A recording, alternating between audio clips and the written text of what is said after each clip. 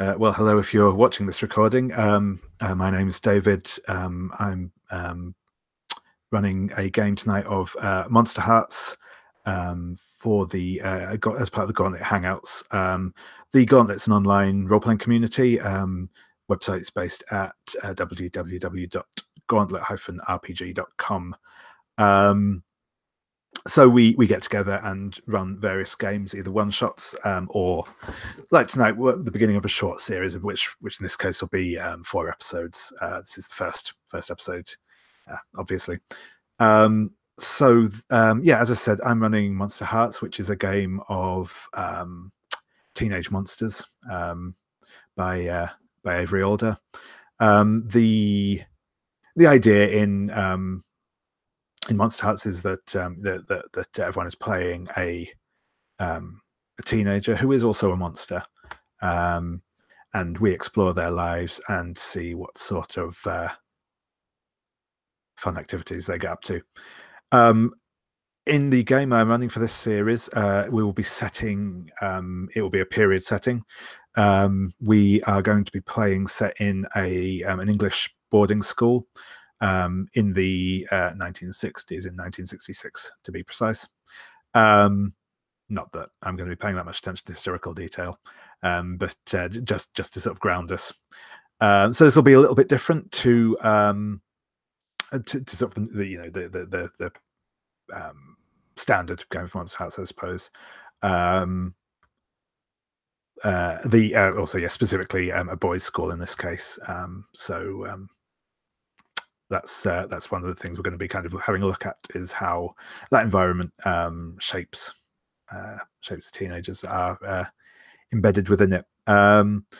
So what I'm going to do now is just ask everyone to go around quickly, introduce themselves, what character they're playing, their playbook. Then once everyone's done that, we'll go through and start getting some links built up between these characters by following their backstories. So I think I will, because we've done this previously, I will go through in the order of the character keeper again. So Leandro, if you want to kick us off. Hi, yeah, Leandro, you see him pronouns, been playing the Gauntlet for a bit, not yet a year, but nearly there. I'm playing Adrian Black. He's using the vampire skin. He's an intense boy with hungry eyes who only became a vampire in this century. So he's probably older than he looks, but he doesn't feel like it, because becoming a vampire is essentially going to college. You get a second adolescence, basically, and so he's come into his own, but is more or less just here to like enjoy himself, maybe at the expense of others, but he doesn't think that far ahead. So yeah, he's a bit of he's a bit much, Adrian.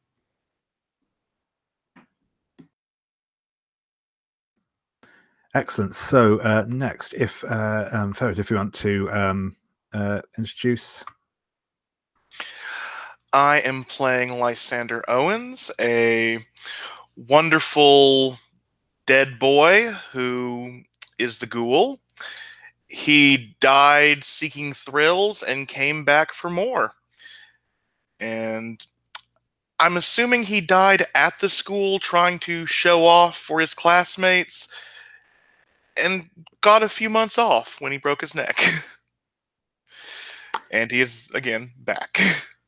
Excellent.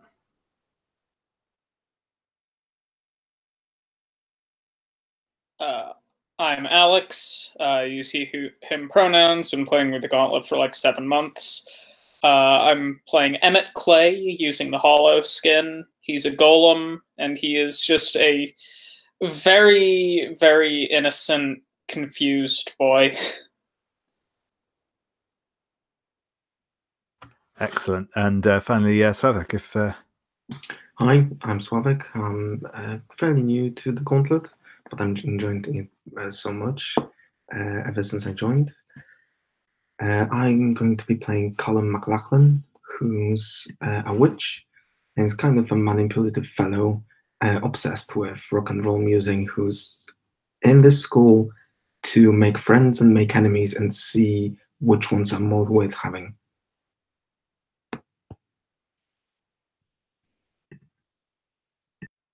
I keep typing in the thing and then hitting space to unmute.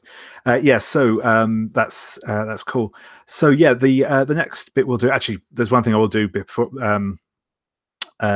First is I'll just do a quick explanation of the safety tools we'll be running with this evening, because so essentially, as part of the gauntlet, we specifically have what's referred to as the open table policy, which basically means that if at any point something comes up, either if it's something that you're uncomfortable with, if you're just not enjoying the game, or if just something comes up that you get a phone call, something happens, the cat goes crazy, you can if you need to leave, then feel free to do so. Obviously, if you can let me know, particularly if it's a particular issue you've had with something in the game, and you just want to give me a message or whatever, just to let me know, so I can kind of avoid that in future or whatever, then that would be great. But like I said, you are not required to explain yourself. We're also running in accordance with the Gauntlet's inclusivity policy, which can be found at the website I gave earlier, and I'll put, which basically boils down to we're going to treat each other as friends here. We're going to assume best intentions. We will work together to have a good time. We won't abuse each other and the like. Won't be tolerated, and I don't think anyone's likely to do it. So it's but just to be aware. Finally, the kind of the primary actual sort of safety tool thing we'll be using within game is the X card. The way the X card works is if something comes up that you're not happy with, this might be because it's particularly uncomfortable topic or description or whatever for you to deal with. Might be something that triggers a phobia, might be just something you think is tonally off, or just a thing you don't think you'd rather the game went in a different direction. All of these are valid reasons for using the X card. All you need to do is you can hold your hands up in front of the camera to do kind of an X sign, put an X in the chat at the side of the screen, or just say I want to X card that. So yeah, if you need to do that, use that for any reason, please feel free to do so. It's a tool that's there to be used, and it's better that we cut anything off before it gets beyond a point that's comfortable for people than we go there. Likewise, if you do get X carded, don't take it as a personal thing. We'll learn from what's happened and we'll just move on. Nothing more needs to be said on the matter. You don't need to explain why you're X-carding something, just to make that perfectly clear.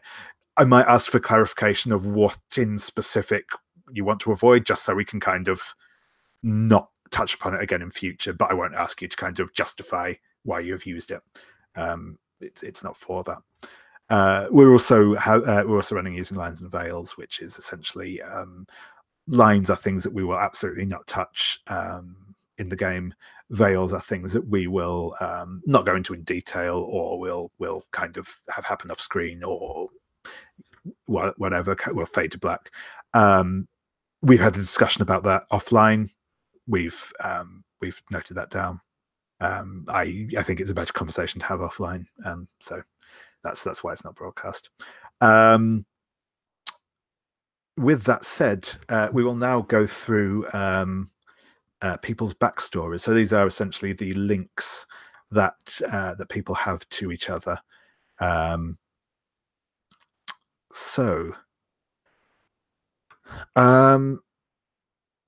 If everyone can look at the backstory links that you've got on your skins. I realized I didn't actually put those on the character keeper, so apologies for that.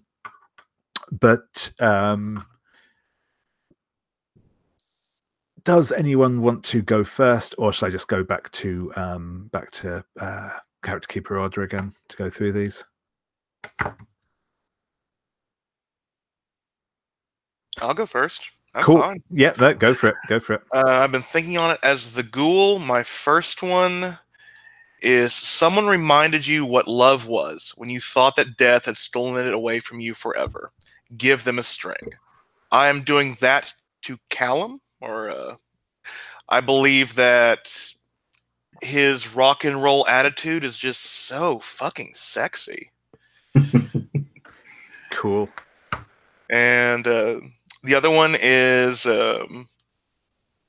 did anyone watch you die? If so, gain 2 strings on each other.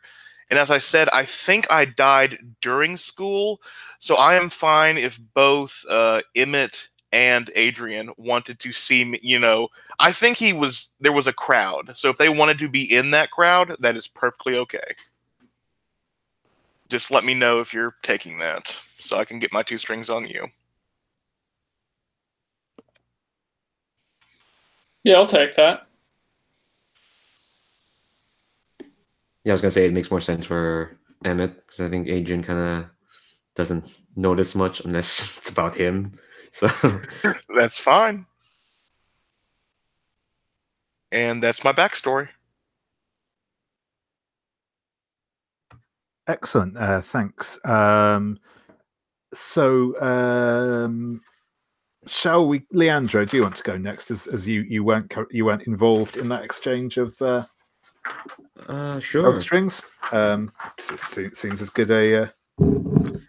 Yeah, no worries. Okay, so my first question is, you're beautiful. Gain a string on everyone. That's easy enough. Yeah. Sorry about that. I guess I shouldn't be sorry. The second one is, someone once saved your unlife. They gain 2 strings on you. Now, I was thinking about this, and I think, I wasn't too sure, but I think I'd lean on the person who'd most likely know that I'm a vampire, and I think that would be maybe our witch, maybe because Callum would know, if that's okay. And Sure. I think I'm a nosy, cheeky kind of a guy. yeah, and I'm not sure on how you saved me, but because you're here to to cultivate friends or allies and whatnot. You probably I'm sorry if I'm speaking for your character, but it makes sense to like have like a vampire as like being on your death or something like that. Yeah, I think Callum would definitely go for something like that. I mean, if there is a supernatural individual, just out of professional curiosity, Callum would jump on the opportunity. Yeah, I think how you saved my own life, we might figure it out later. I'm still mulling it over, but for now, yeah, gain 2 strings on me.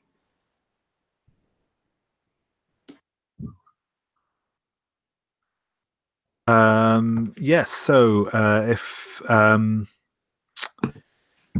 going to see whose playbook I get to next. Alex, do you want to go next and do your backstory links? Sure. Yeah. So, the first one is I've been taking my social cues from someone, and doing so has taught me a lot about them. I gained 2 strings on them. And I'm still struggling to think who that would make the most sense for. I feel like it would be Lysander, but also I don't necessarily want to. I already have 2 strings on him, so I don't know if we. To be honest, I think either Adrian or Callum would be quite likely candidates. They both seem to be quite outgoing, popular types, so or at least social types. I'm gonna say I've been learning a lot of social cues from Adrian, and then someone's seen through my invented past and realized it's all lies, and I'd like to give that to Callum if he thinks that makes sense.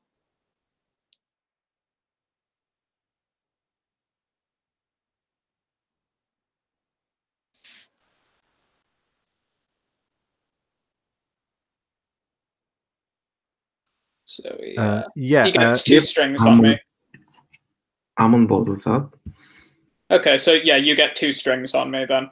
Oh, 2, is it? Yeah. Oh boy, that's a lot of strings. Just a question though, my strings are not automatically translated to tokens, right? That's right.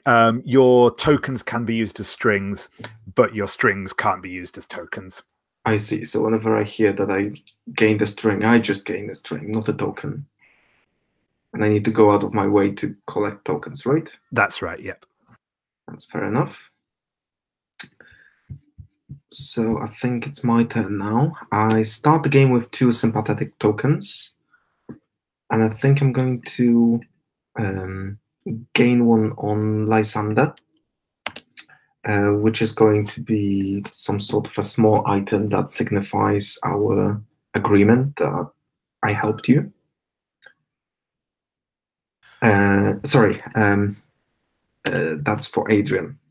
And another one, so the 1 token that signifies the agreement with the witch and the vampire is from Adrian.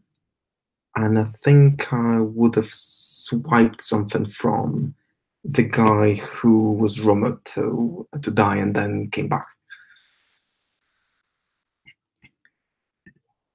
Okay, and one of the others caught you rummaging through their friend's stuff, but hasn't said anything. They get a string on me. So I think that might be Emmet. I would say that makes sense. He's quiet. And I probably might have ignored you. You're just kind of uncharacteristic, aren't you? A little bit. A little bit of like a flat affect and just kind of, yeah. Yeah, so go ahead and gain 1 string.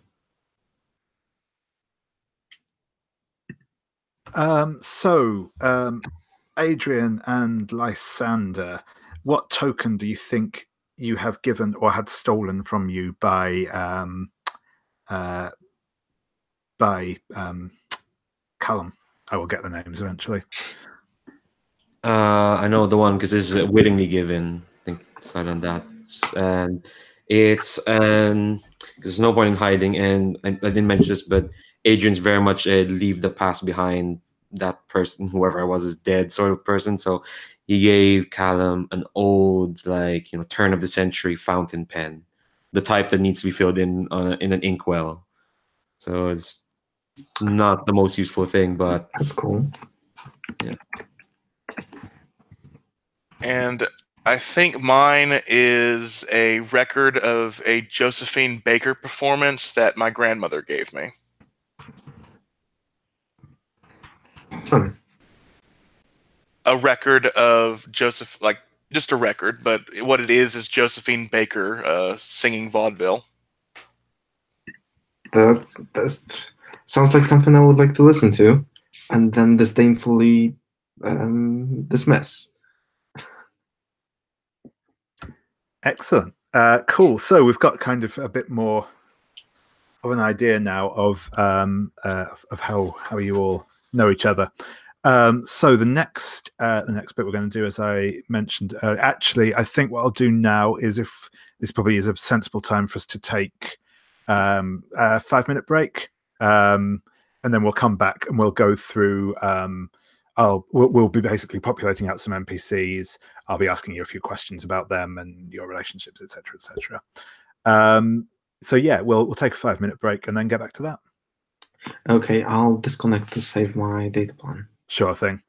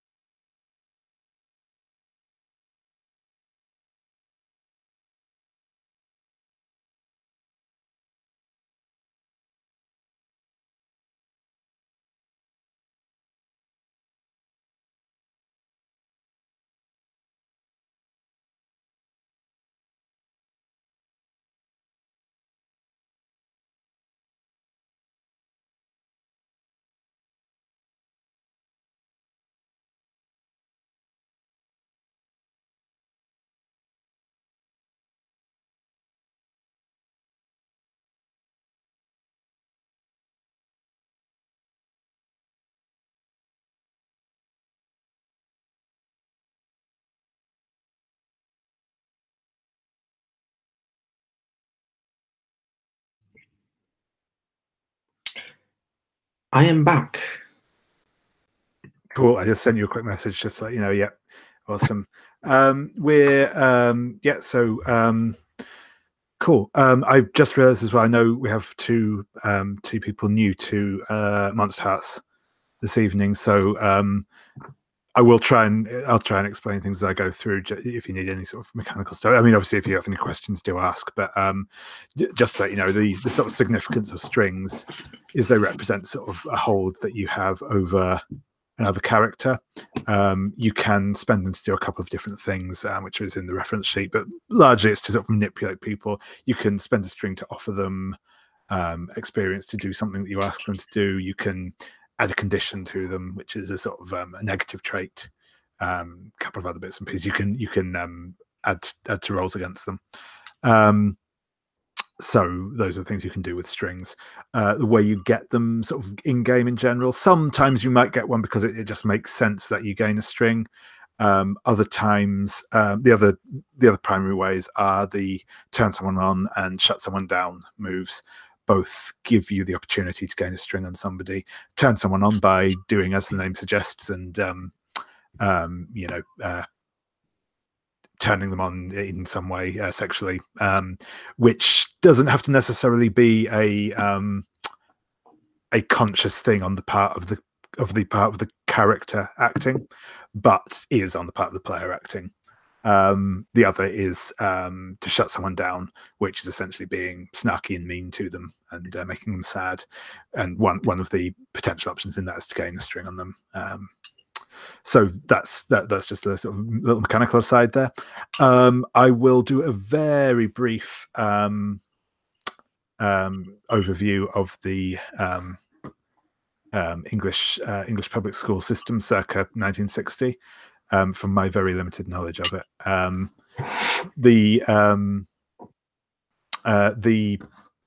We're just sorry, that's my train of thought there. Yeah, so the school is and the specific school in question in this case. So the school we will be at, which I realize I've neglected to mention the name of so far, is Saint Osana's School for Boys. It's a fairly small school up in the wilds of the North Yorkshire moors. The landscape around is lots of rolling hillside, lots of moors, lots of sort of gorse and heather covered landscape, patches of copses of trees and woods in some areas. St. Osana's school is about a mile outside the charmingly named town of Hades, North Yorkshire, which is a small, mainly a farming market town with some light industry in it. It's set in a valley in the hillside. It has a few shops, a few pubs. It's not very big, but it's the biggest thing around. Saint Osana's School itself is built beside an old church dating back probably to the Norman Conquest or thereabouts. The old church used to be the village church until the village moved after the plague, but it remains attached to the school. And rather than being a public church, now it is the school chapel. It's Church of England, though it's what we'd refer to as high church, which is to say that most of the services are very high in production values and are on the surface level indistinguishable from sort of Catholic masses, unless you actually look into the theology and organization behind it all. So it's lots of incense and show. The school itself is most of the buildings are old. The newest buildings are Victorian. Indoor plumbing is almost non-existent. Central heating is rudimentary at best. It's cold. It's damp. It's character building. The school is organized into 4 houses. These houses are, should have these memorized: Fisher, Marvell, Postgate, and Roller. Each of these houses is an actual physical house, as well as being an a sort of an organizational structure. The house is a sort of dormitory space, basically run by a housemaster who's one of the teachers at the school, who also provides basically 24/7 care for the pupils under his in his house. Within this house, you'll be housed in dormitories. You have your own little bunk area, which consists basically of a bed and wardrobe, a rudimentary curtain that can almost give privacy, but not quite, because obviously privacy is a bad thing to have in a school. You will also be assigned to a study room, or a cramming room, as it's known in school parlance.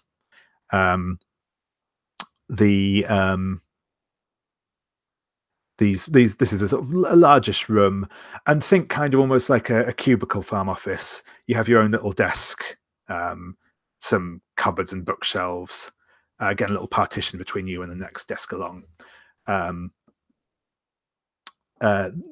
There's about almost 20 people to a single study room, 10 people to a dorm, give or take. So that's sort of the setup we'll be going into, and we'll be populating your dorm room and your study room in a second. The only other thing that I did realize we haven't covered, which is not a hugely important thing, but it's just something I want to touch on before we begin, is the age that people want to play at. My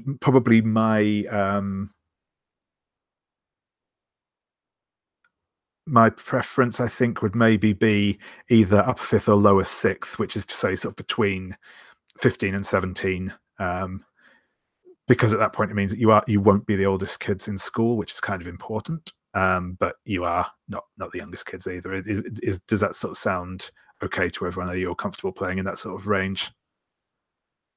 Yep, I'd be happy to go straight in the middle of the range. Cool. That's good. So we'll say upper 5th, so that'll put you sort of around 16. So that's that out of the way. Oh, that's it. The final thing is, which house do you want to be in? Again, you will, for the purposes of this, you'll all be in the same house. Those are, again, from top to bottom: Fisher, Marvell, Postgate, and Roller. Does anyone have a preference out of those? Can I have a question instead? I have two, actually. Yep. The first one, you mentioned that the church is Church of England, but Osana is supposed to be Catholic. Am I getting that right, or did I get confused? No, that's right. So Saint Osana is actually an unofficial saint. In fact, they're not a fully sanctified one. They are this is my kind of sneak information. They're one of the old Northumberland saints. It was a like most churches in England, it was formerly Catholic before the Reformation. Very little has changed since that time in terms of the church, other than who they nominally obey. Right. So, are the students supposed to be Catholic or not?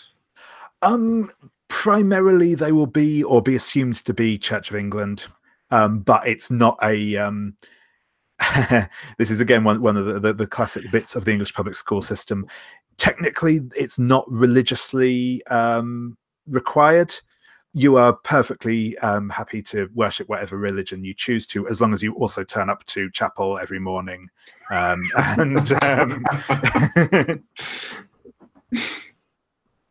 Okay, fair enough. And regarding the houses, is there any distinction between them? Or is it just a fancy name that we choose? At the moment, it's a fancy name. We will ask a couple of questions about them to flesh them out a little bit more in a second. So at the minute, just pick whichever name you think is coolest. I like Fisher. Are we supposed to be in the same one? Yeah, that's right. Yep. So is everyone cool with Fisher? Yeah, no problem. Awesome. Right. So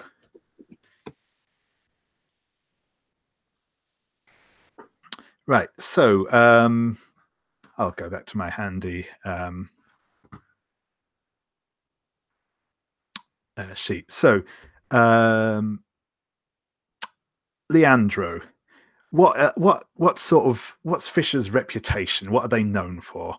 It could be a particular talent or a sort of an attitude. What do you think Fisher are known for? Bearing in mind this is very much kind of the.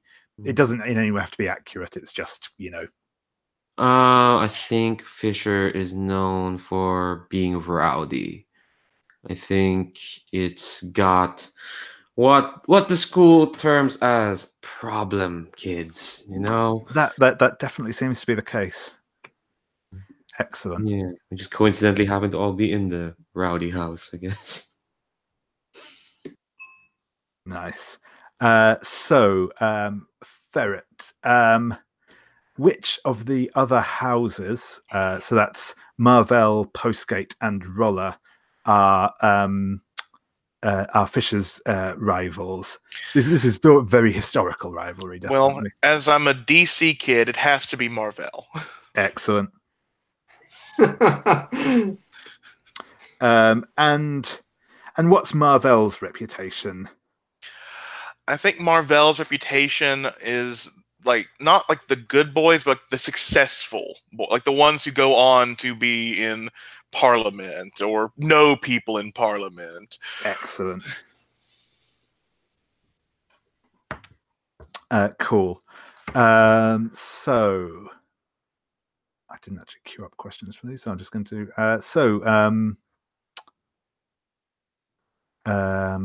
Alex. Yes.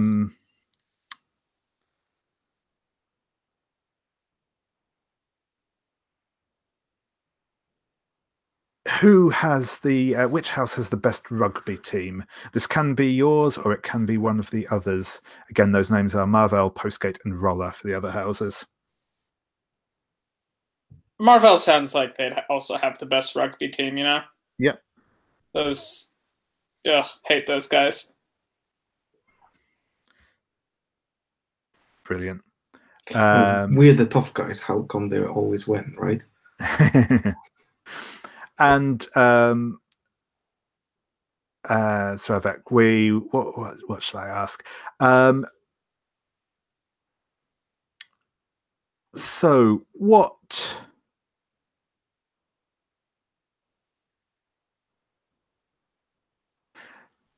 of the sort of people who've graduated, who've left the school from Fisher House in the last couple of decades, what does the most famous person do now? That's a good question.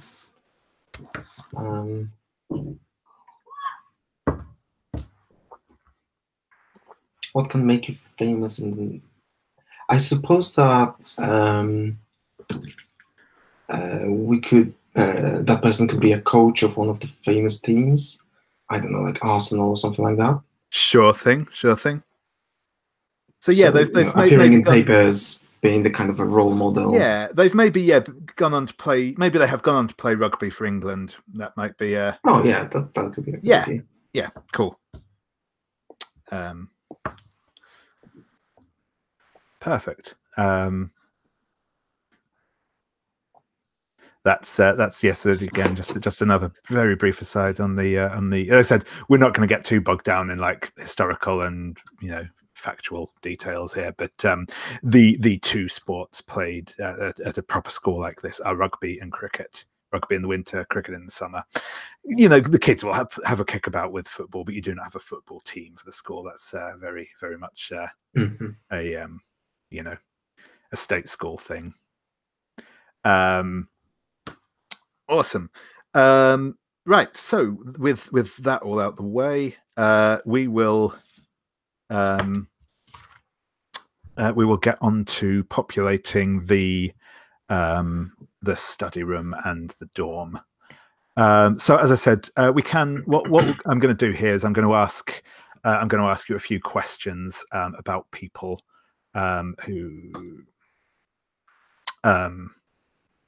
who we will find in this room. So the first question, in fact, I will ask is if we flip on the character keeper to the dorm and study tab. So in the study room, if you want to put yourself on a desk that you think is appropriate, so in the top right corner, you'll see one of the desks is marked as prefect. So as I said, this room isn't it's not a teaching room as such, but it will be frequently supervised by a prefect who will sit in that top corner table there. And feel free to grab any of those little shaded in blobs as your own desk. Yeah, the little dashed bit at the top is the door. Excellent. So I will go around.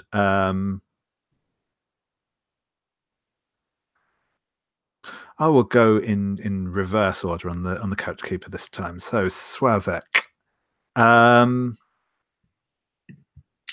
I have chosen this desk for a very simple reason. It's close to Adrian's. Cool.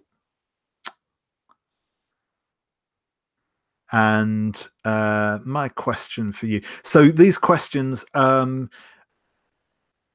you'll see what sort of the questions they are in a second, but you can either, if you think that the person that most fits what I'm asking the question for is you can say, no, that's me. I'm definitely the person that does that. It can be one of the other PCs, perhaps. If you want to ask them and say, do you think this would fit for you? That's okay. Or you can just create an NPC, and you just give them a name, and we'll have them as an NPC. Once we've got a few NPCs, you might decide that one of the questions you ask actually fits well to one of the other NPCs we already have. That's also cool. What we're going to do is just ask a few to people until we've kind of got a little bit of a population to work with. So with that said,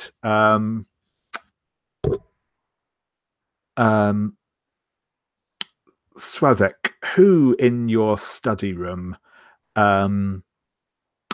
is constantly being mocked? The other thing I will point out as well, in this, the study room you're in will not be segregated by age. It will be a sort of a random assignment. So there will be sort of boys from 13 up to 18 who are assigned to this room as well. The dorm will be only boys in the upper fifth. Just so you're aware. But yeah, so yeah, Sławek, who in this study room is constantly being mocked? I would imagine it would be Brian, who just sits next to the prefect. Yeah. And we mock him because he's the prefect's cousin. Right. And that's the only reason. We just don't like people. We think that with that kind of attitude, he should be in Marvel. Yeah. So yeah, he's a bit of a suck up, maybe. Oh, it doesn't matter who he is. Sure. All that matters is that he's a cousin, and that defines him for us. Sure thing. Excellent. I think that's probably covered all my follow-ups. I was going to say, yeah, do you think he deserves it? And I think you obviously do. So, yeah, that's cool. Yeah, that's brilliant. Cool. So,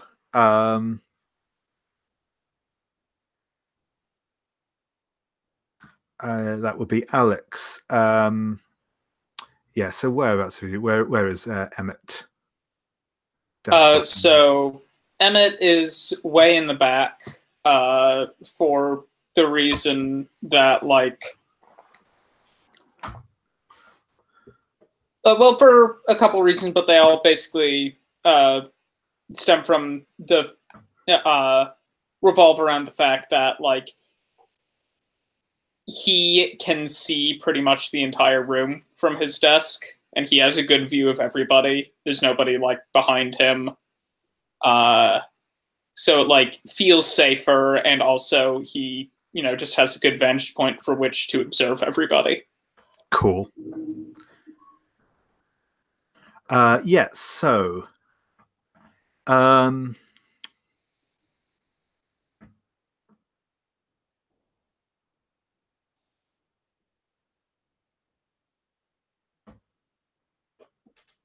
who do you think disrupts like the study room the most? I think his name is Lucas Kingsley. Yeah. And he just doesn't know how to shut up. He's always talking about something or other with like whoever is next to him.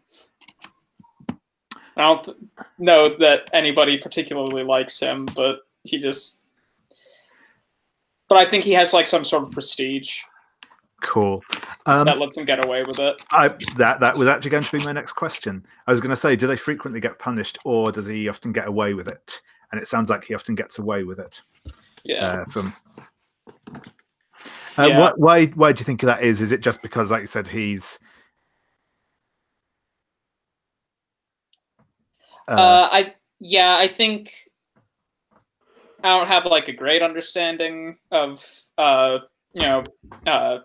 British public schools, but I feel like he, rich family, or just he has all the like signs of prestige among the students, and like I don't think he's even particularly like awful. He's just annoying, and nobody's willing to call him on it. Sure thing. Excellent. Cool. So so that is so I'm trying to learn names. Lysander, whereabouts do we have you? I am in the back row, or the back desk nearest the window, because I like to daydream while I'm studying about all the cool tricks I could do, and I chose this seat because it is near the air conditioning unit that he believes he could jump off of and land perfectly on the floor if he needed to escape. Excellent. Yeah. Cool. So oops, I should have been trying to listen.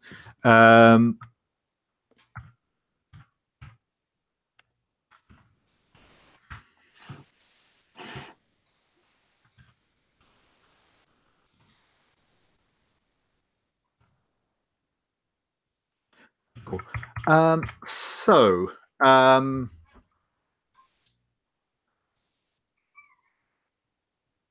Which one should I go for?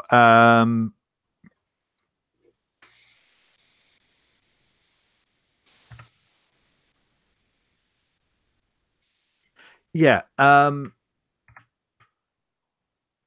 Who do you think? Who does actually suck up to the prefect the most?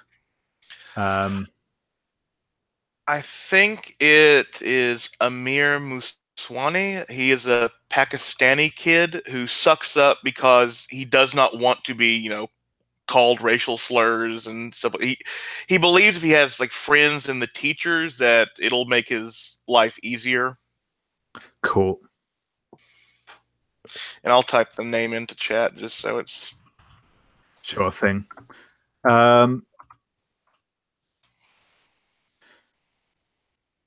So yeah, how do you feel about him doing this? Do you kind of hold him in contempt for what he's doing, or do you kind of?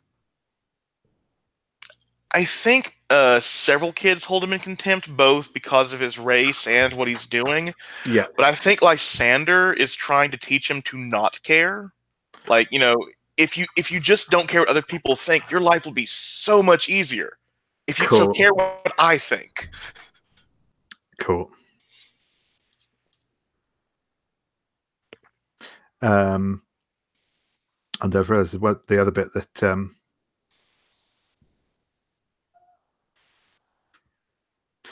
so you can also take a string on a mirror. Okay. And just to go back through those ones we have that I've just gone through previously, I think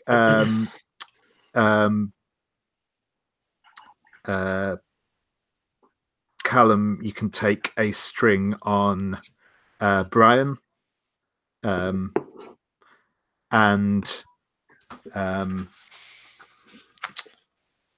Emmet.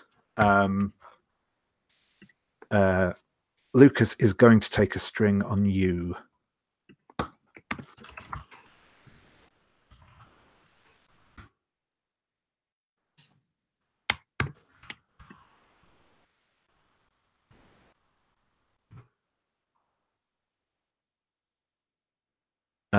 Cool.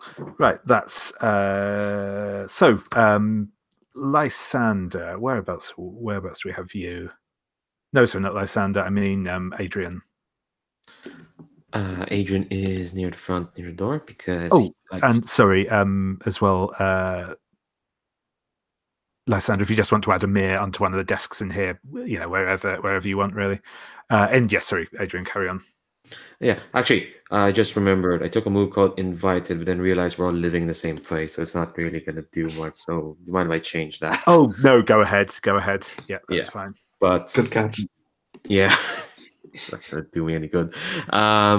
Yeah, so Adrian's sitting up near the front. On the other hand, if I may sort of add to that, perhaps that's precisely the move that you want to leverage, because if someone banishes you from your own dorm, that could lead to some really interesting stuff. Cool. I'll think about it. Yeah. No worries. Whatever you. Like I said, I'm sure we could find a way of bringing it in if you do stick with it. But like I said, if you want to pick something different, then cool. Yeah, I'll think about it. But for now, yeah, Adrian sits at the front because he likes to watch people when they come in. Yeah, that's basically it. Awesome. Yeah. So, what? Okay, who here sings in the school choir? His name is Stuart Leslie. He's a religious boy. Grew up in a fairly traditional family, and I think he's very much someone who kind of resents being in Fisher. He's definitely someone who thinks he's above all this, and the reason why he's not in any other house because he's just not as good as he thinks he is. Cool. Yeah, so my follow-up question was going to be, again, I think we've probably sort of covered this, but are they as angelic as they seem, or is it just a mask? I think it's a mask that's straining at the seams. I think he tries to be angelic, but the road to hell, etc., etc. I don't know what it's paved with, but it's probably not good. So he's I think people can see through him easily enough. Cool. Yeah. No, that's good, and I think you can take a string on Stuart. Yeah, and he's gonna be right in the middle. Oh, I hate Stuart already.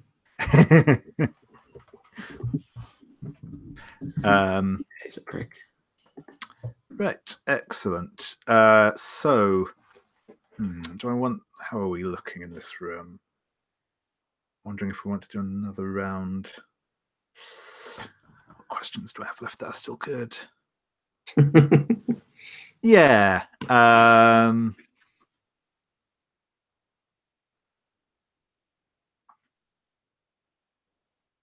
No, go on. We'll do another round of these, and then we'll go on to the dorm room, which will be a bit quicker because we will only do one each in there.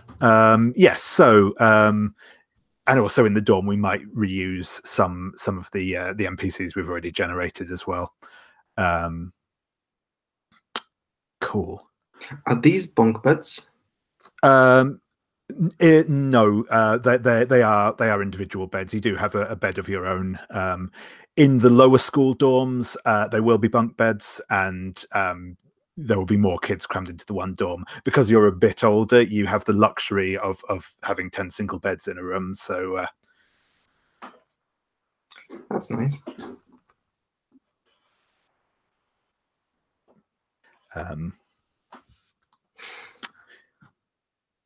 Yeah, sorry, I broke off in the middle of that. And also, yeah, like I said, remember from this, you obviously can introduce a new NPC if you've got an idea for a new NPC, or if you want to loop into an existing one, or even see about a player character, including yourself. Feel free to do so.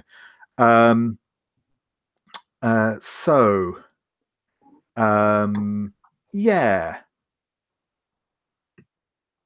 I think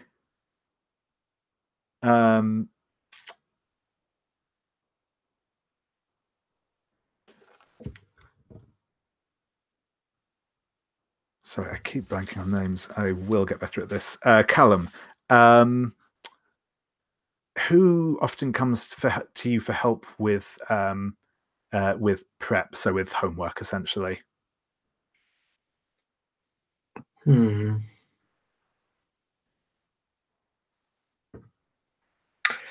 I'm kind of thinking that it could be Emmet, but I'm not sure if that's okay with you, Alex. I'd be okay with that. Cool. So, well, in which case, I will say, yeah. So, what subject do you think it's for? I don't know. Alex, do you have an idea? I mean, the subjects are probably just like the standard.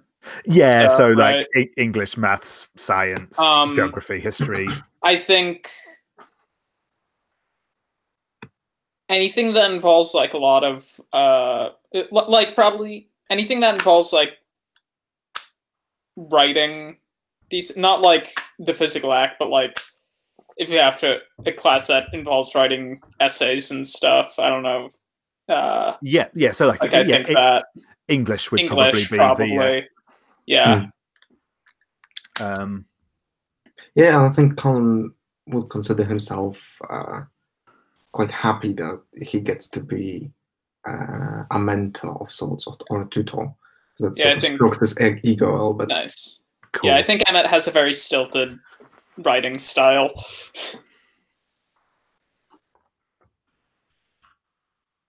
That's great. I'm just going to take a quick look. So, yeah, that's cool. I think you've already got a couple of strings. I probably won't hand out any more there. I think you're already quite... yeah, you're already quite entangled with each other, so I think I'll leave that as is. So, cool. So that brings us on to Emmet.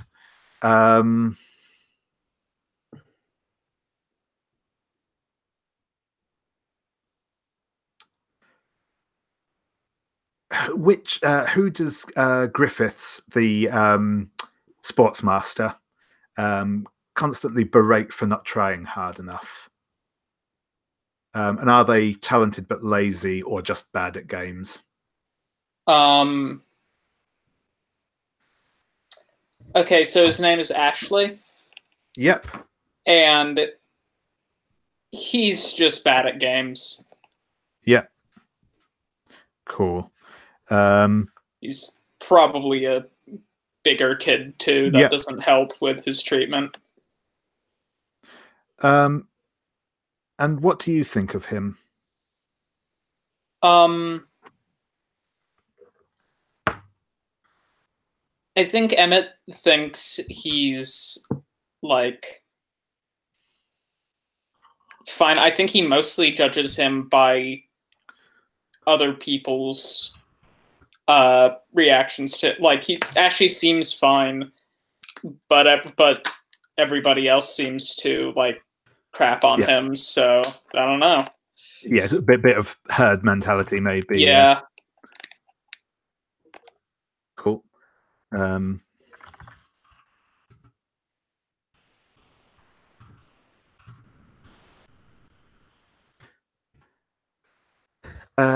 Okay, brilliant. So then, Lysander.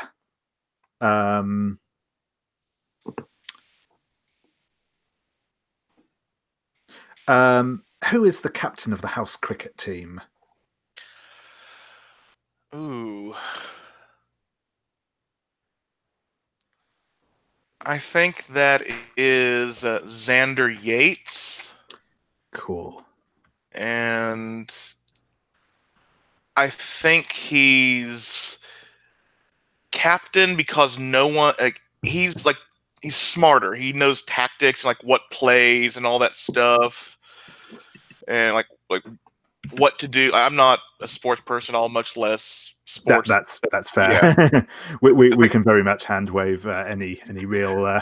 Yeah, so he's not. He's awkward and gangly, and like he's going to be a late bloomer. Yeah, but like so he's more. He's like a second coach more than a player. It's like everyone's like, yeah, your plans are great. Oh crap, he's going to go try to hit.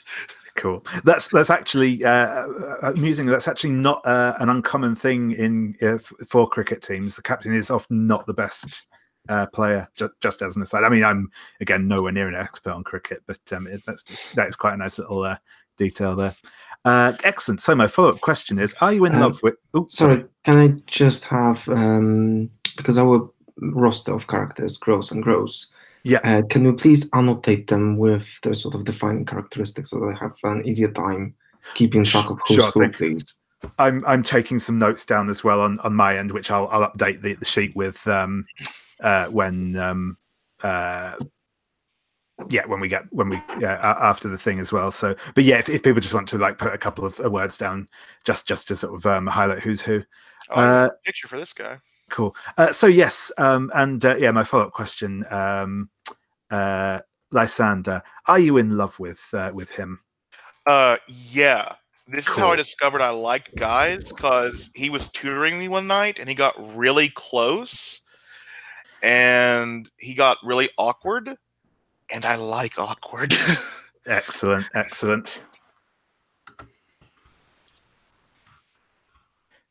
We can obviously define in love with in very much the teenage sense of the word. But yeah, this is a crush, and I think I joined the cricket team. Like, I think Lysander with his volatile of 2 is on both teams.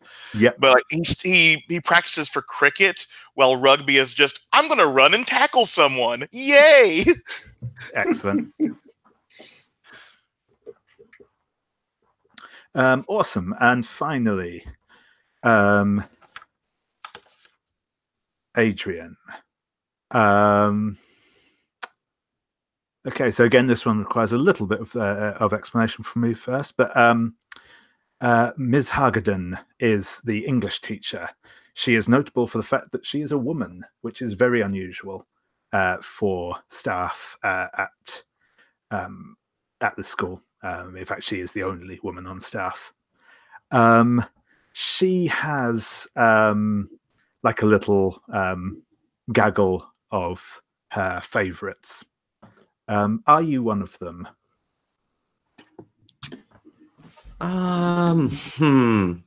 Let me just look up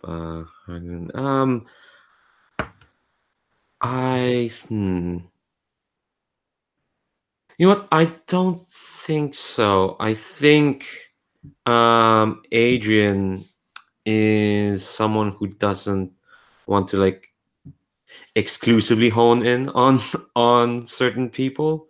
Like he Sure wants to thing. be like, I'd say he wants to be accessible. It's more like he wants to access everyone, really. Cool. So who in your study room do you think is one of her boys? His name is Julian Byrne. Just put his name here. Julian Byrne. He's from Belfast, I'd say.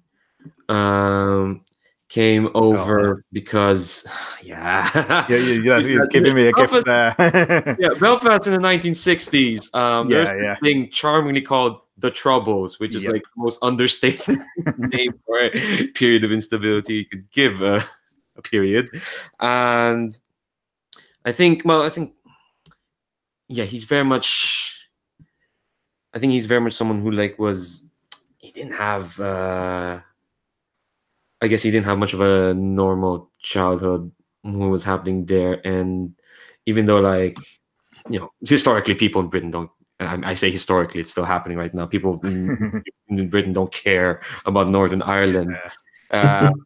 It's so he's kind of like he's found this place to be like, oh, nobody cares if you're Protestant or Catholic here. I mean, everyone's an asshole, but at least it's not to that height. And I think definitely like because he's not had much contact with people beyond his family, and being in a school full of boys, it's a bit. He's still processing that, but Miss Hargan being the one woman on this on the staff has clearly caught his eye, and he's besotted, to use the term. He's a decent bloke, but it's still wet behind the ears. Yeah, cool, excellent.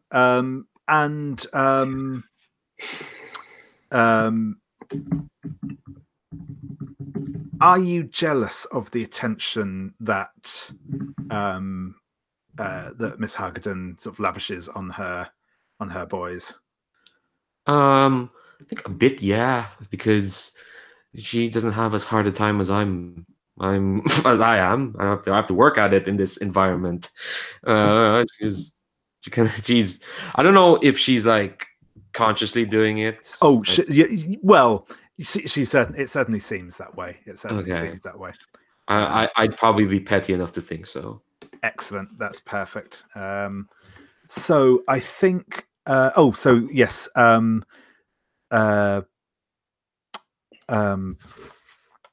Who did we just do? So I lost track again after the first one. So I will go back through. So yeah, Adrian, you and Julian can take a string on each other.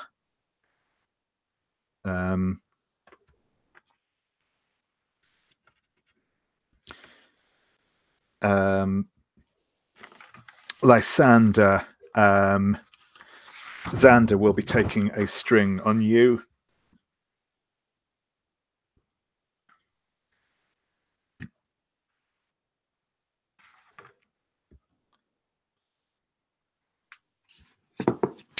Just going through my notes, and I would say that if someone in this study room is friendly to Julian, it would probably be Callum. Yeah, because the one came from Northern Ireland, another one is universally assumed to be Scottish. Yeah, I imagine that that Julian could get a string on Callum if he wanted to. Cool. Yeah, cool. In fact, I think that's actually a very good point.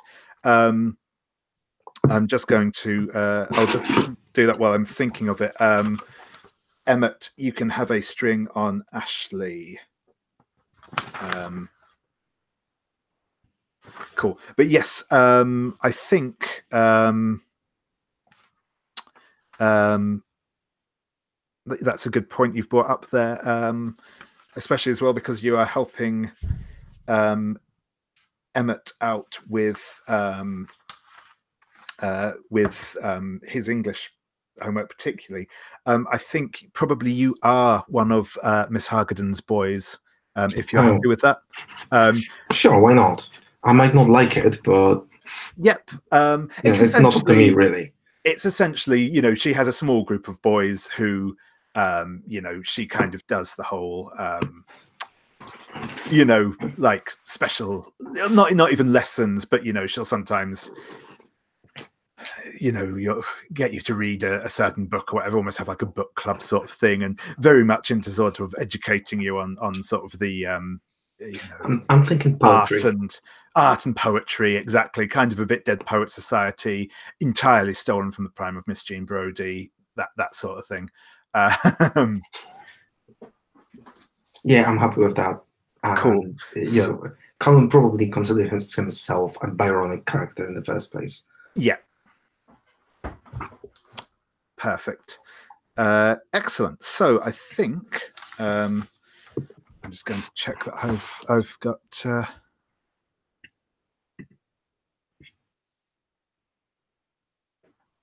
brilliant. Yeah, no, that's cool. I think we've got a nice mix of people in here. So next we'll be setting up the dorm. Oops. So that's yes, I see why. Yeah, those it's one of the yeah, cool. I was just about to so if we want to fill out the dorm room now. So again, if you want to claim a bed for yourselves, and we'll go through. So again, like I said, the idea with these, it'll just be like a little bed with a sort of partially divided from the bed next to it by sort of a bookcase. Well, not bookcase, about like a wardrobe and a chest. A sort of little curtain that goes part way across, but it's a fairly open space. Do we have any allowance for personal belongings? Yes, you can have some personal belongings in there. Let's suppose I wanted to have a record player or something like that. Yep, that would be that's something you could definitely you might be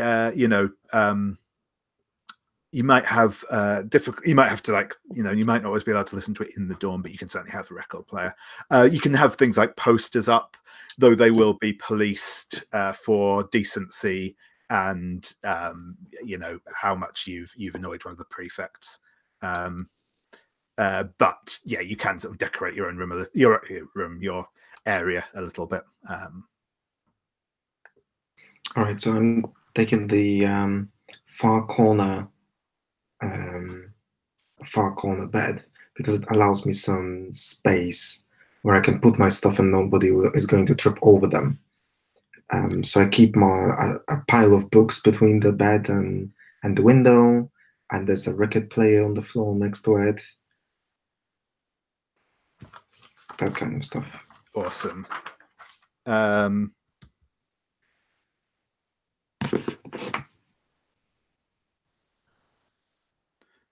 Awesome. So, Emmet, whereabouts do you think you are, and what does your bed look like? Your sort of sleeping area. I will refer to it as bunk, just for ease of reference. Yeah. Yeah, I think he's just somewhere in the middle. I'll just put him here. And I think I don't think he does have a lot of personal items. I think, like, it's messy.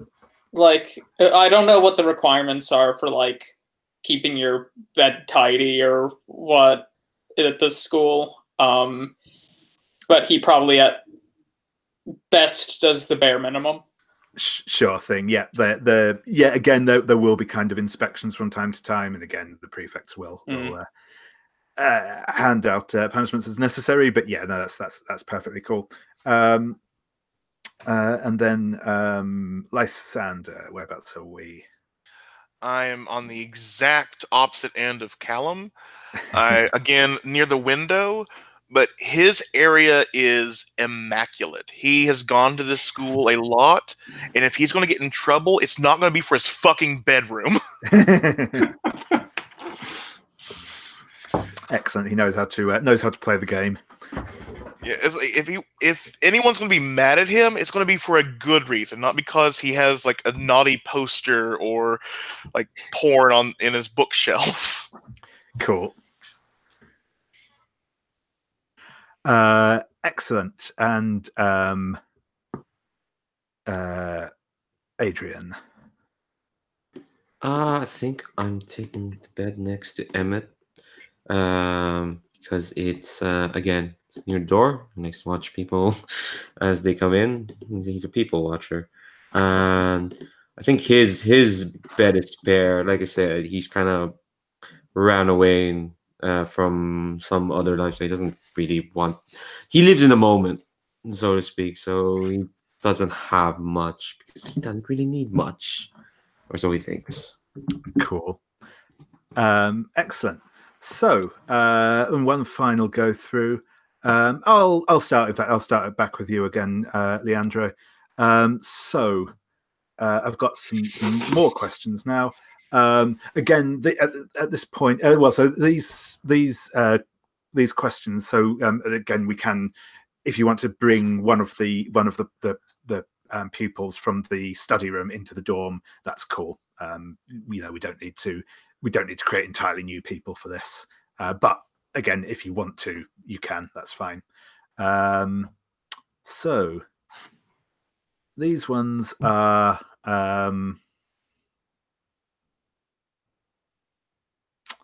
these ones are all a little bit more intimate because you spend a large portion of your life sleeping next to these people. So which one should I give you?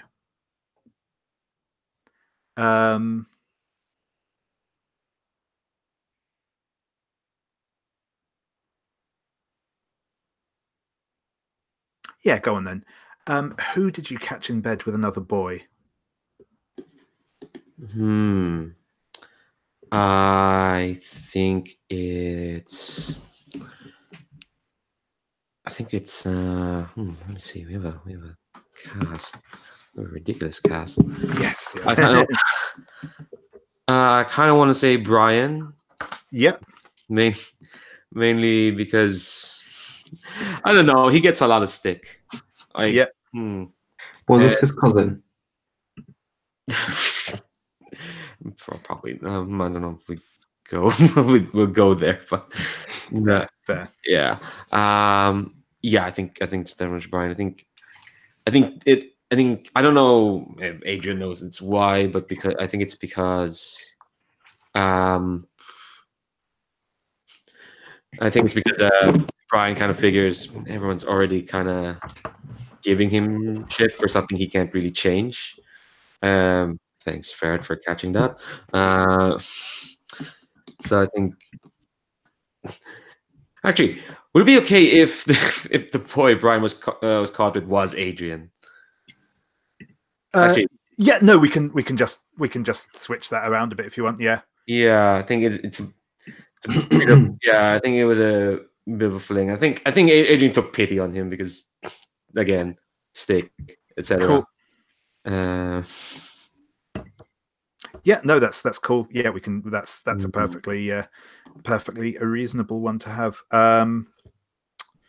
You can take a string on Brian for that.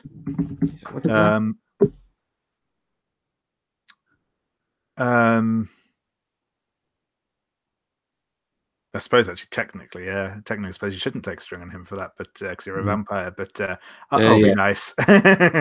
Yeah, technically, but yeah, that's cool. No, that's brilliant. So that is. I'm just going to.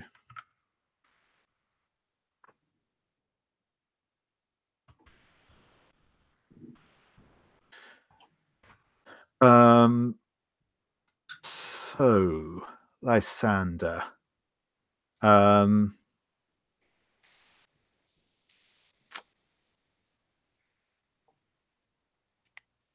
Who still wakes up in the night crying for their mother? That would be Victor Washington. He is an American transplant whose parents are gigantic Anglophiles. So they sent him to a school, the British school, so he would have their experience vicariously. Cool. And he doesn't like it here. It is strange and weird. Excellent. Do you pity him or mock him? I mock him. He's American and talks weird. Fair. Yeah, you can take a string on Victor. Oh yeah, and if you want to fill in their bunks as well on the dorm sheet. So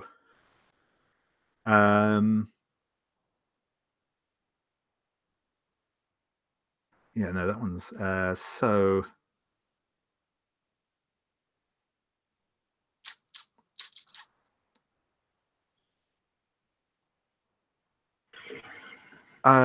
Emmet.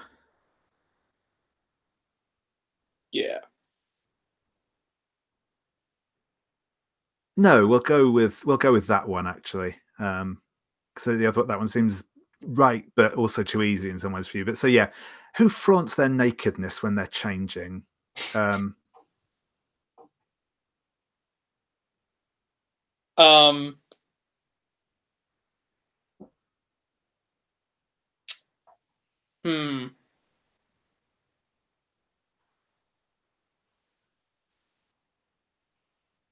Think it's totally Lucas.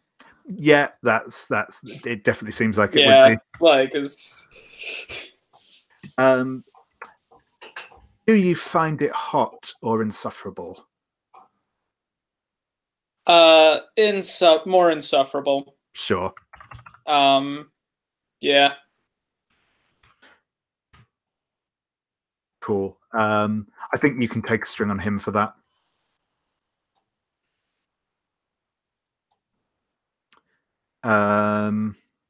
And finally, Callum,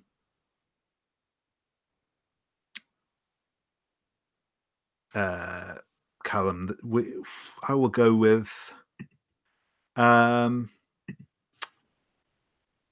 who do you sometimes stay up with, whispering in the night? Yeah.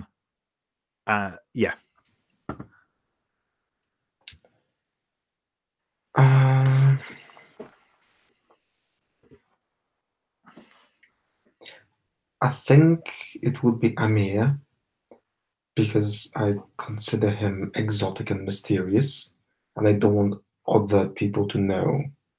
So we just whisper in the night about faraway lands of Orient and whatever other romantic ideas I might have about where he's really from. Cool. And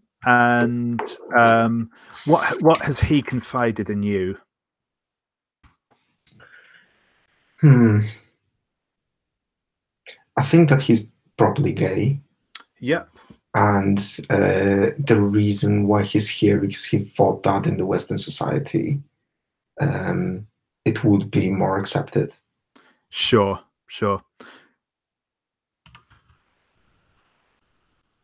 Excellent. That's cool. So I think the pair of you will take a string on each other for that. Sure.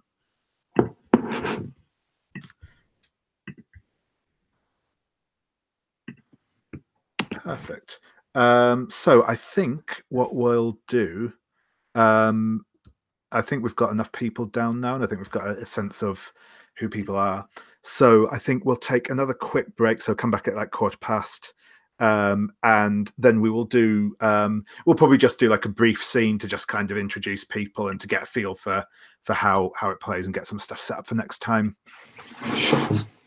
Sure. I wouldn't mind some gameplay. Cool. I'll reconnect in 4 minutes. Yeah, sure thing.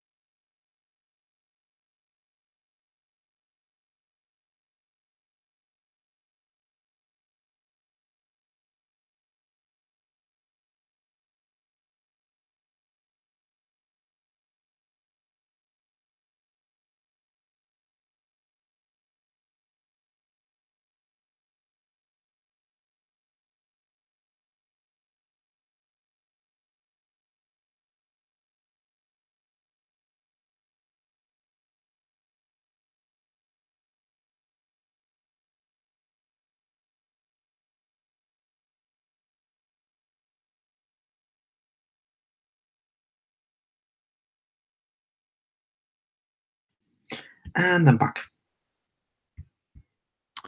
Hey, sorry, I was just filling in another tab. Cool. Why am I seeing 2 ferrets? I know he was saying that he had he'd been having some. I think he'd been having a couple of connection issues as well. So it might be his. I see. Um, Well, I'm in Kent, and the snow just settled. If it continues snowing overnight, we're going to have something like 5 centimeters easily. yeah. Exciting. Touch wood, it hasn't started settling up here yet. We had some flakes last night and earlier, but it's not settled yet. So I don't think it has. Certainly not looking up at my skylight. So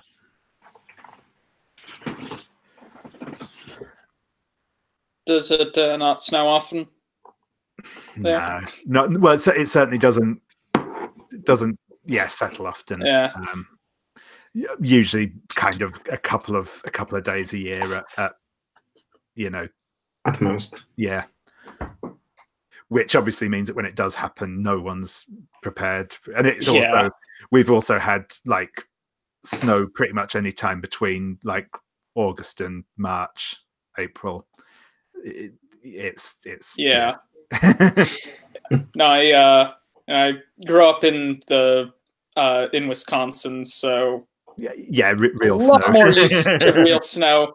But now I'm living in Oregon, where it is similar. Like if the snow sticks, like everything shuts down, and people don't know how to drive. So it's an adjustment. Yeah. Hey, I grew up in Poland, and having a meter of snow was just business as usual. And the first time I was properly snowed in, so much that I couldn't get my car out, was in England, southern England. Yeah, they always have better like plow systems. Places that they just can't deal with. England, like they just can't deal with it. I guess they don't have the infrastructure. But even I wasn't prepared. I had just summer tires. Yeah. Never needed any other ones. Right. I think we're all back now. So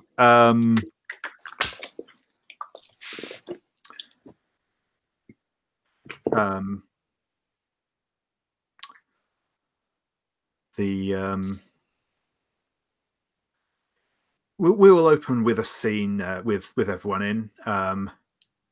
You will be. It will actually be a whole house meeting.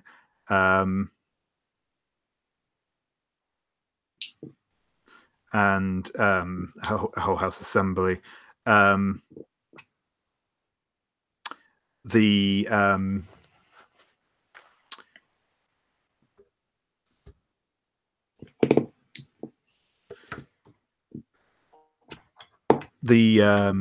Your housemaster, Mr. Dunt,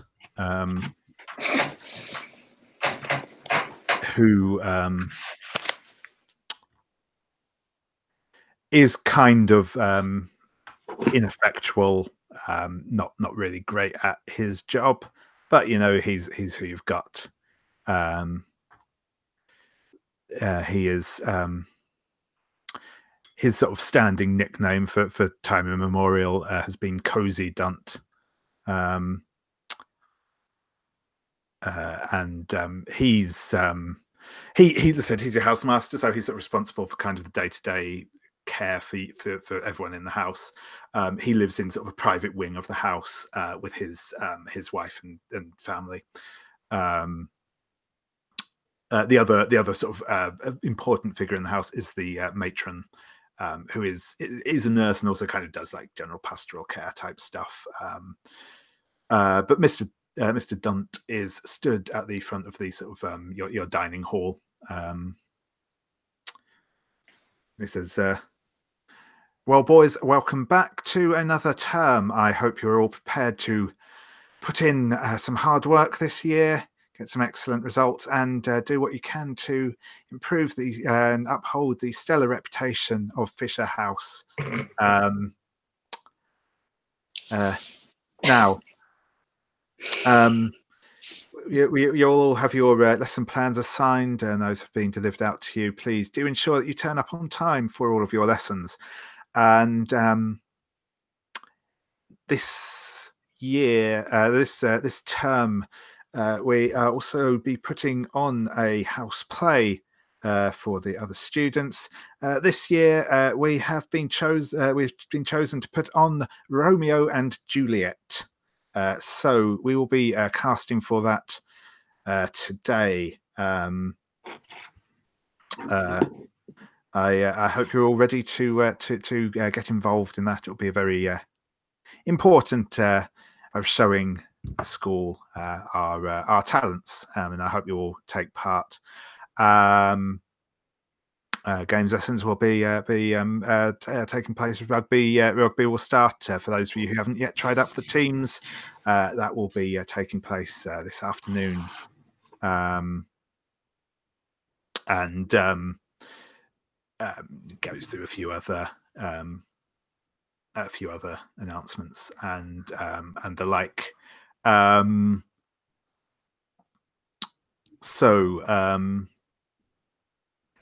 Is any of you excited by the idea of putting on Romeo and Juliet? Fuck no. I volunteer Lucas for Juliet. Are you going to? Yeah. Do you want to? I'm actually saying it out loud. Cool.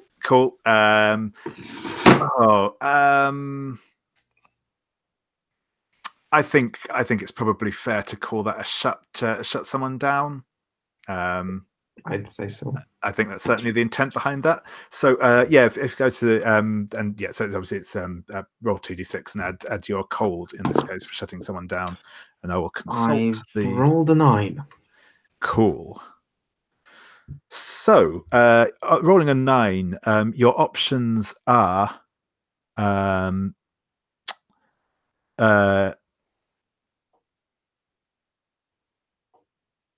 you can make them lose a string on you, which isn't relevant. He does not have a string on you currently. Because he has no strings on you, you can gain one on him. You can give him a condition, or you can take one forward to act against him in future.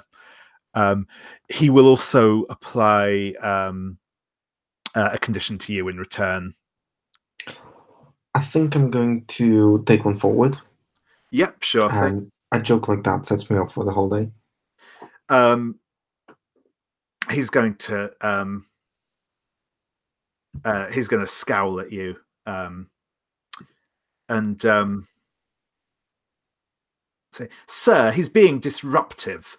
And I think I'm going to give you the condition.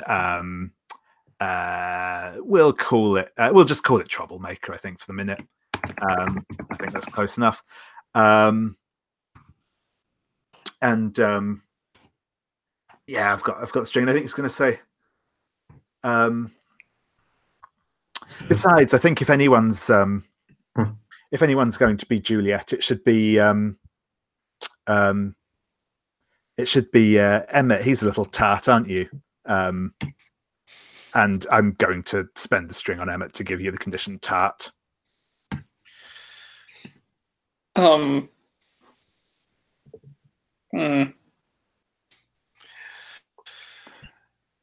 don't think Callum was being serious. I think he was trying out for the part of Mercutio. Isn't he so funny?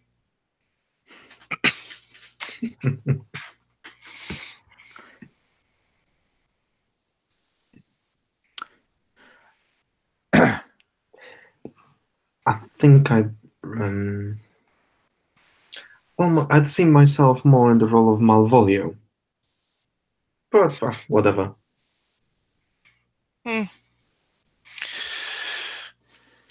I'll be a tree. That's about my acting repertoire.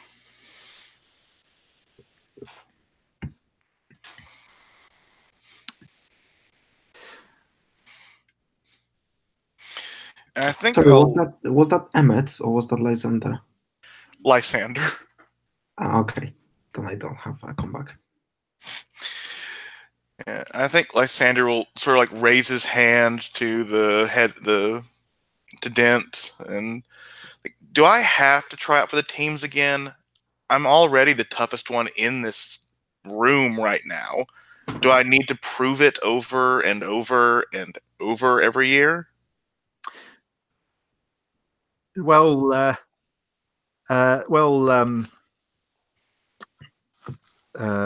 that's right. I'm losing names again. Well, Owens, you do have to go to tryouts. I'm afraid we need to keep testing boys to make sure you're all trying out your very best, and that means offering an example to the other boys as well as testing out your own abilities. So while I have no doubt you will be successful once again, yes, you do need to show up, and it would be very much appreciated if you did so. Well, in that case, Xander, could you maybe give me some more pointers tonight?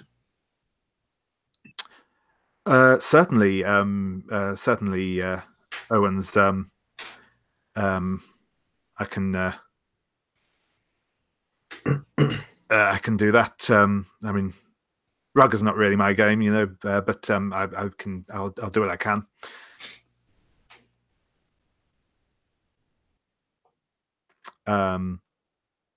Yeah, and he's going to nod, and I think at this point, like, bell will ring and people will start moving off to class. And I think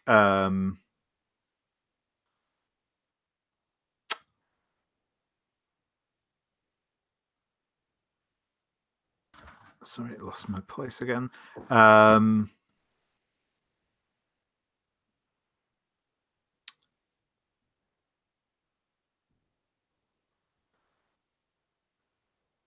Brian is going to approach you, Adrian. Yeah, during that whole study, Adrian's just been sitting, looking bored and beautiful. I was like, Romeo and Juliet, sure. Seen plenty of that before. And seeing them all getting back used to the rhythms of the pettiness in Saint Osana, I guess. Yep. That's definitely in high supply here. Brian is going to sort of come up to you and say, Black, you're are you thinking of trying out for the play at all, or? Well, I suppose maybe not. Like, I don't think that it'll pass the time, I suppose. And Adrian's kind of like just acting disinterested around Brian. It's like, oh, you're prefix cousin. We did not have a fling previous term. Awesome. Well, whatever brought up that idea? Are you thinking of trying out, Brian? Well, I thought I might. I suppose you know, it's always seems a bit fun to, you know. Well, definitely you should. I mean, it's not. You might as well try and make a better mark here than what you currently are right now. This could be a good opportunity for you. You know. Do you think so? Oh, I think if you're given the right chance, you can flourish, I guess. Yeah, I mean, maybe I do need. I mean, I could, you know. I mean, if you need a stronger push, Brian, and I've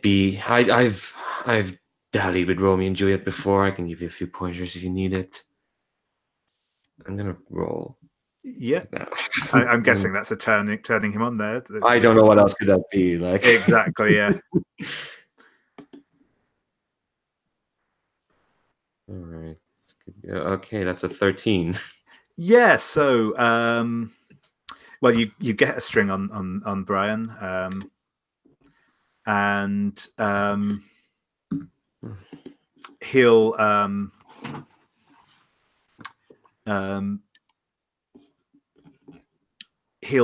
leaning close and say, "Yeah, maybe you could maybe we could run the balcony scene or something."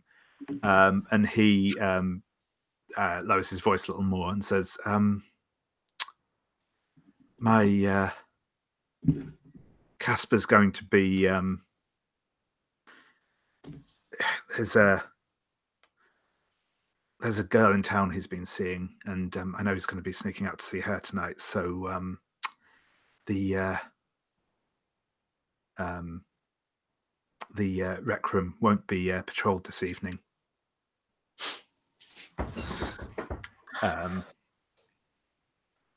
Well, I think Adrian's gonna mull over. He almost wants to say it's a bit of a.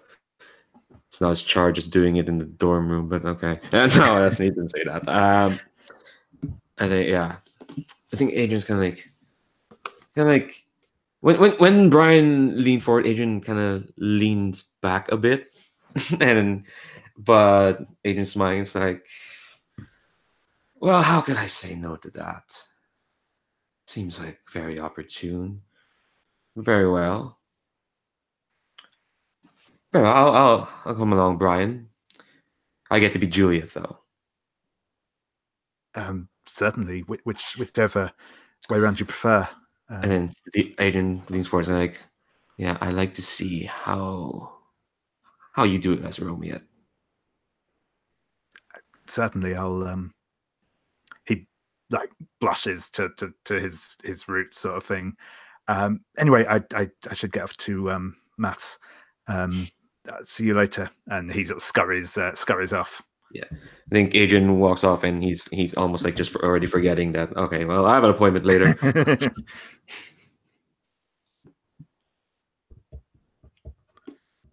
Cool. So,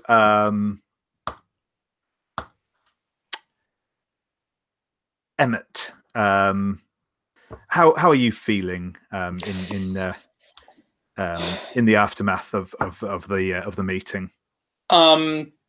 Just kind of I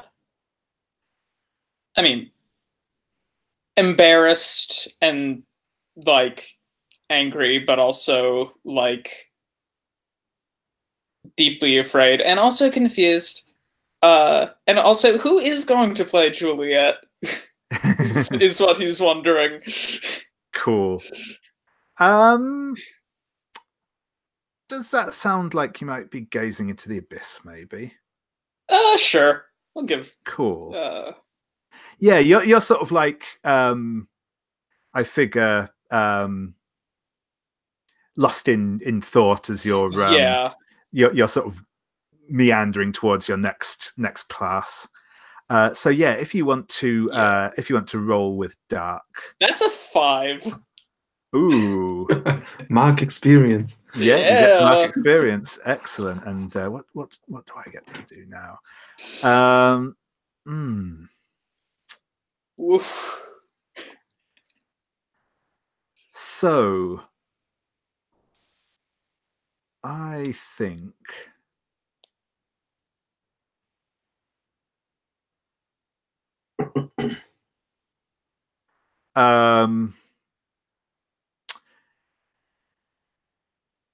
as you're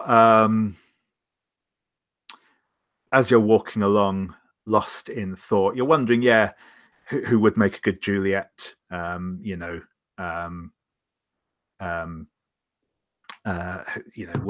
would be the maybe you should do it. Maybe someone else could do it, and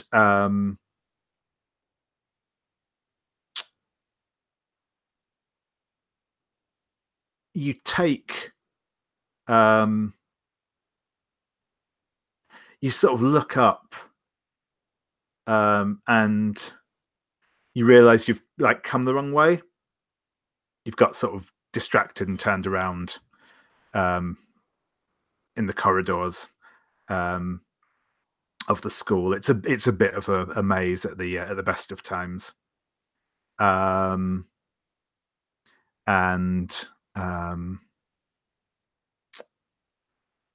You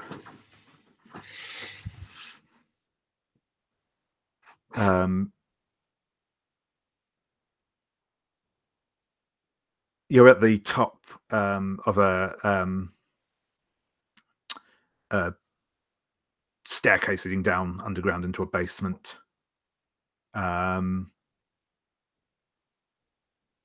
There's a door down there, sort of quite an old-looking wooden door.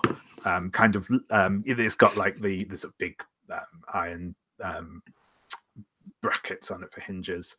It's sort of lacquered red. It's got a big old round handle and a big lock on it. And the door opens. It doesn't do the classic horror show creak, but it does have a kind of there's an obvious weight to the door. As a skeletal man, moderately tall, very thin, very pale skin, dressed in the long black robes, comes out. You recognize it as Dr. Lovelace, the headmaster. He closes the door behind him with a solid thunk as he looks up the stairs towards you and starts stepping up towards him. You boy, what are you doing here? This area is out of bounds. Is there a particular reason that you have decided to trespass today when you should be in class? No, sir. I got lost. Lost, you say? Lost boy. I mean,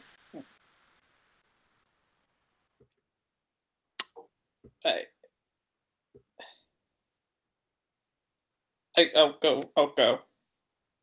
Sir. You do that. Ensure you do not get lost here again. Or I may have to surmise you are in the correct place after all. Now, run along. Okay, sir. And he does that. Excellent. Cool. So, I'm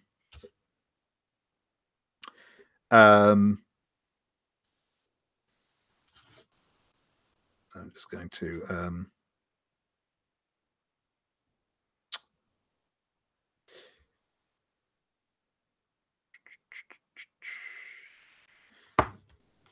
yeah, so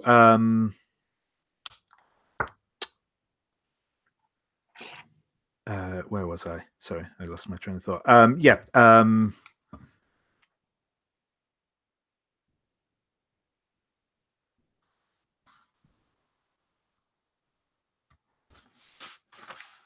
Callum.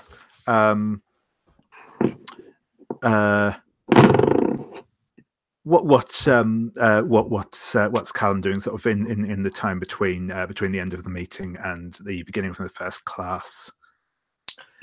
Does he have any plans? I think Callum, because that sounded like an address that we're just only arrived. Yeah. Yeah. I think Callum is going to try to decipher the mystery that Lysander is. Certainly. Possibly by picking a fight with him somehow. Yeah, sure. So I would say that maybe on the corridor as everyone's leaving, I'm going to spend a string on Lysander and say something along the lines of, "Oh, hey, the cold boy. Are you a wet noodle now, or are you going to be the same big tough player, the rugby star that you always pretend to be, huh?" I think I'm just taunting him to see how he reacts. Sure. Well, obviously, yeah, that's incorrect. So the string, yes. Are you trying? Are you offering? Are you trying to get him to do a thing? Or, I would tempt them to do what I want, and I want them to get angry and start tossing me around. Oh. Ah, damn. You are hot, though. That's the thing. So, yeah, I think I will take that string. I will fall for this bait. Hmm. And, like, as soon as you... Like, it was all fine until you said pretend. And then Lysander was sort of walking away. He does a complete 180, walks straight up to Callum, pushes him against a wall. I don't pretend. I am the best rugby player in Fisher House, in every house. And you, what do? You listen to records all day. You read all day. You haven't lifted anyone up, much less a cricket bat or a rugby anything. Can you even wear a jersey? Let's see. And he'll try and pick up Callum's shirt, and I think this is when the fight starts. Like, lift Callum's shirt up, and he just lifts Callum up and throws him to the side. Cool. Yeah, that sounds like a lash out violently. I wasn't sure if we're going more for shutdown there, but I think with the addition of the actual physical force there, we're looking at the lashing out. Just what I wanted. And that is a 6. Oh, boy. Well, 2 experience. Yep. Yeah, you certainly get the 2 experience there. Okay, so you grab Callum, and you throw him back, and like Callum's obviously not as you've been used to playing a lot of rugby against some big lads who are quite solidly built, and I imagine that's not certainly not from that picture. That does not seem to be Callum's physique. So he flies across the corridor, and he would slam into the wall on the other side probably if Burnley, the house prefect, didn't happen to be walking past at that point, and he slams into Burnley. So I'm just going to mute you for a second. So I'm just getting a little bit of feedback. I'll turn you back on in a sec. Not with the roll. You crash into Burnley. The 2 of you go down in a heap on the floor. Sorry, I think I'm getting. Yeah, cool. That's gone now. I'll unmute again in a sec. You land in a heap. You'll take a point of harm. But Burnley gets up and is incandescent, and turns his ire onto Lysander.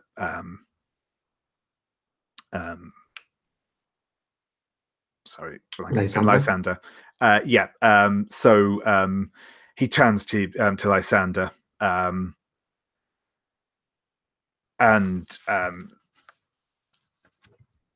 says, "Owens, what the bloody hell do you think you're doing? That's it. You're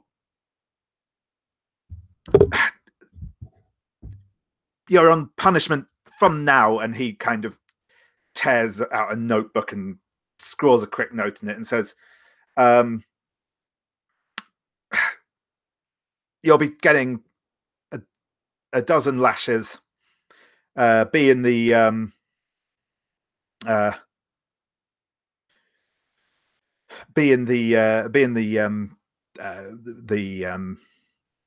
gym in 10 minutes.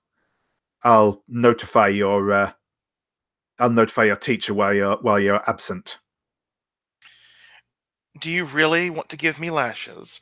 This house has enough problems making it work with other houses, with the teams that we can put together. With me out of commission, well, we're just gonna suck. I think I want to shut him down to try and make him see things my way. No, that's cool. Yeah, go for it. Roll.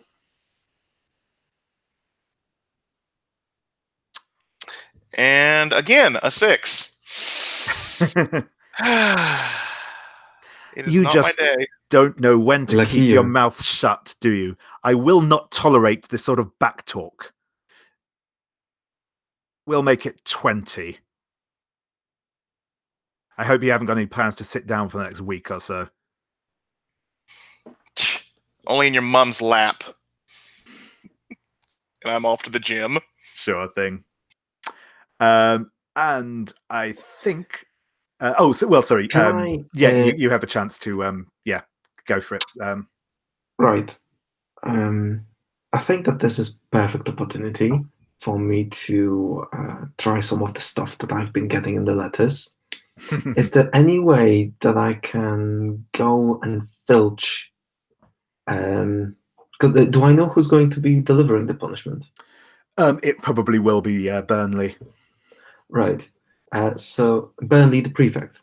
Yeah, that's right. Right. As he's distracted, is there any way that I can filch something that I know he cherishes? Yeah, you can. You can probably. There's a. You can see as he's sort of doing this. There's a note tucked into one of his pockets. It's written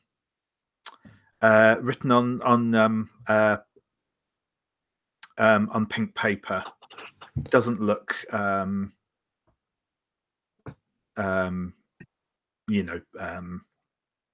it doesn't look schoolish, you put it that way. That's literally jackpot. If I can just grab it. Cool. What I'm going to ask you to do here is to we'll call keep it my cool. Yeah, exactly. We'll call it to keep your cool. So, what do you fear will happen here? Well, the worst thing that can happen is that I'm going to be somehow part of the punishment.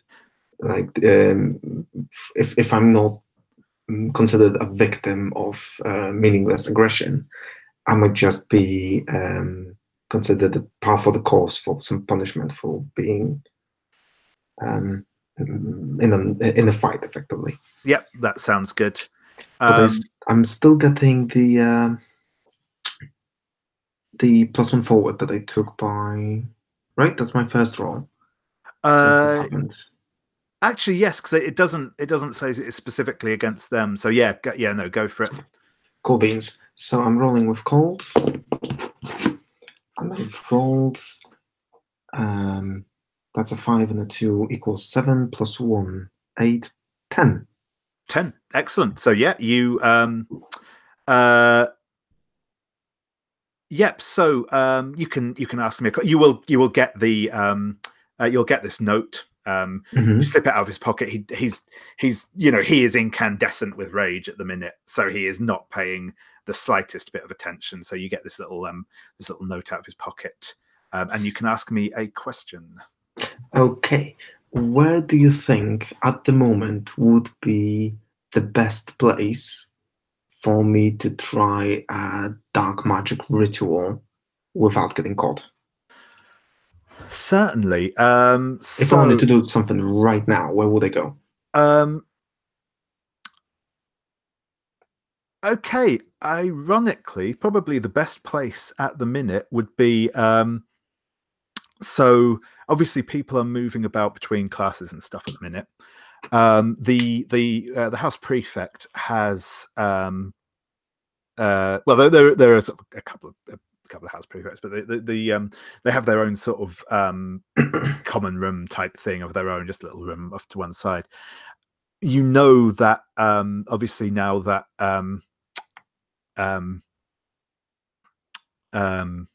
Burnley isn't going to be there because he's going he's going to go and deliver this punishment. So actually the best place at the minute would probably be there, because people generally avoid it unless they actually are prefects themselves.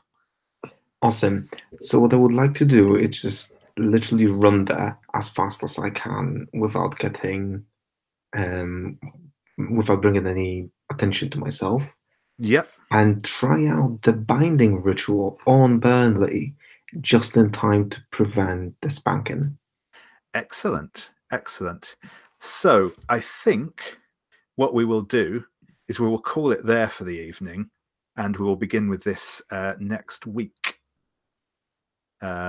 Sure. I'll just put a note there. Yeah, exactly. Yeah, yep. It's I think that's a good place to start it. I think everyone kind of has a situation they're in, or at least leaving for the beginning of next week. So I think that's a good point to for us to call it. I hope everyone's enjoyed it. What I will do is I'll stop the broadcast in a second, and then if I'll do a quick stars and wishes if people can hang around. But if you need to get off, or like I said in your case, Swavik, if you just want to stop using Updata, that's fine. It's not mandatory, but you know, for those of you who do want to stay around, that's cool. So thank you all for playing, and if anyone is watching, thank you for watching. And we'll see you next week.